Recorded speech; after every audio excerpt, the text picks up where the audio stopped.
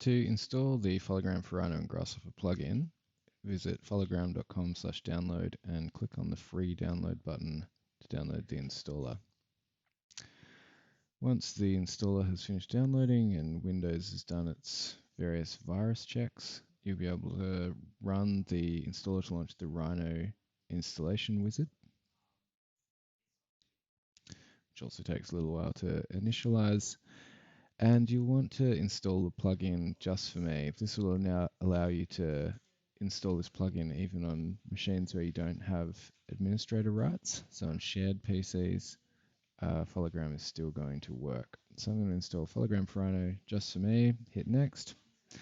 This will install for Rhino 5, 6, and 7, but is Windows only. So if you don't have a Windows machine, you might need to get Boot Camp or Parallels in order to work with Fologram.